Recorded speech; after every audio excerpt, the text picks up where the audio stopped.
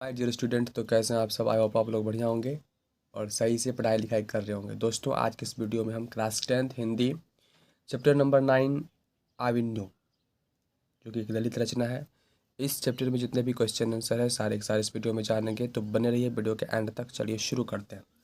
सबसे पहला क्वेश्चन है, आविन्यो क्या है और वह कहाँ अवस्थित है। आविन्यो क्या है और वह कहाँ अवस्थित है। उत्तर में लिखेंगे, आविन्यो एक स्थान का नाम है जो दक्षिण फ्रांस में रोन नदी के किनारे बसा एक पुराना शहर है। आविन्यो एक स्थान का नाम है जो कि दक्षिण फ्रांस में रोन नदी के किनारे किनारे एक बसा पुराना शहर है।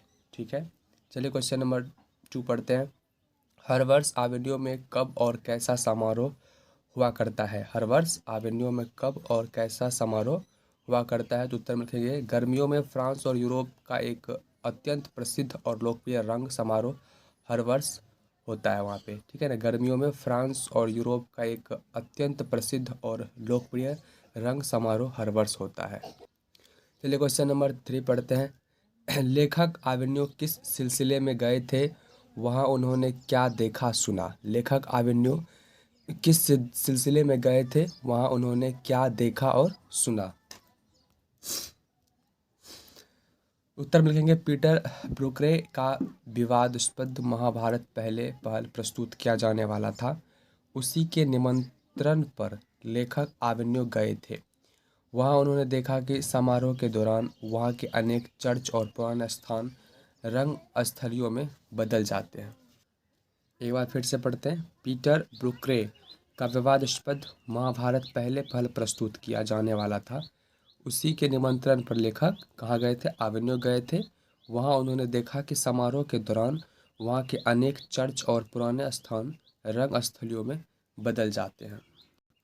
क्वेश्चन नंबर 4 पढ़ते हैं। ला शत्रुज क्या है। ला शत्रुज क्या है और वह कहाँ स्थित है। आजकल उसका क्या उपयोग होता है। आजकल उसका क्या उपयोग होता है। तो उत्तर लिखेंगे, ला शत्रुज ईसाई समुदाय का एक ईसाई मठ है। ला शत्रुज ईसाई समुदाय का एक ईसाई मठ है। बहुत दिनों तक उसका धार्मिक उपयोग होता रहा है। बहुत दिनों तक उसका धार्मिक उपयोग होता रहा है।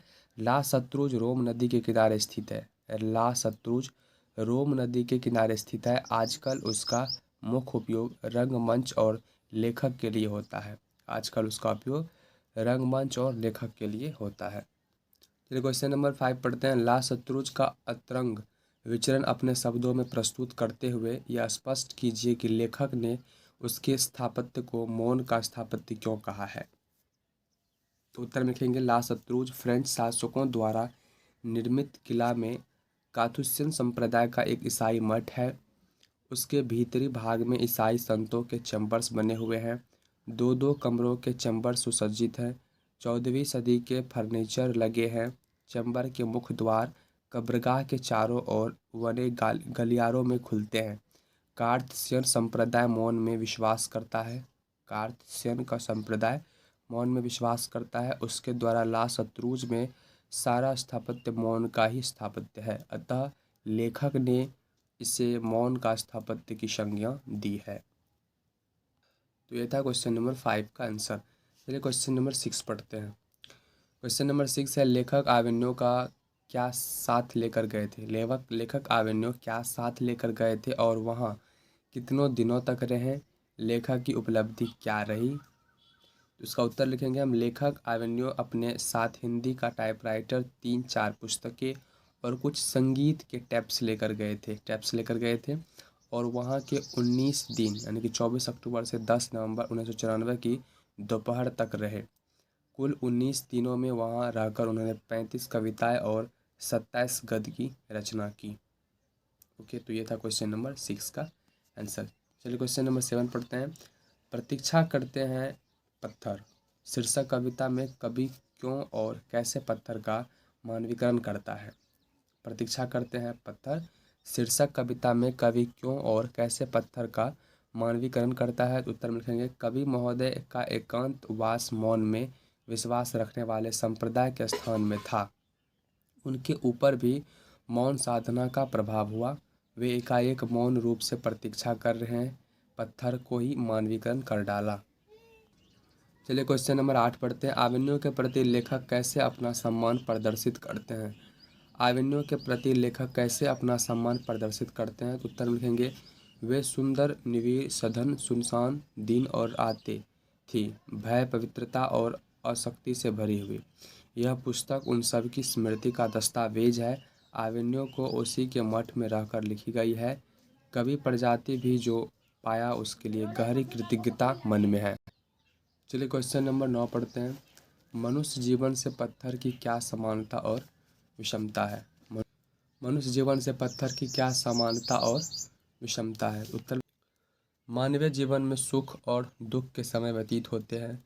जीवन परिवर्तनशील पर अग्रसर होता है। मानव उतार चढ़ाव देखता है। पत्थर भी मानव की तरह परिवर्तनशील समय का सामना करता है। पत्थर भी शीत और ताप दोनों का सानिध्य पाता है। मानव अपनी प्राचीन गाथा को गाता है। पत्थर भी प्राचीनता को अपने में सहेजे रखता है। मानव अपनी भावनाओं को प्रकट करता है, परंतु पत्थर चुप रहता है, हर स्थिति से गुजरते हुए अभिव्यक्त नहीं करता। मनुष्य की कविता में शब्द होते हैं, लेकिन पत्थर निःशब्द कविता रचता है। मनुष्य झुककर नमन करता है, लेकिन पत्थर बिना माथा झुकाए प्रार्थना करता है।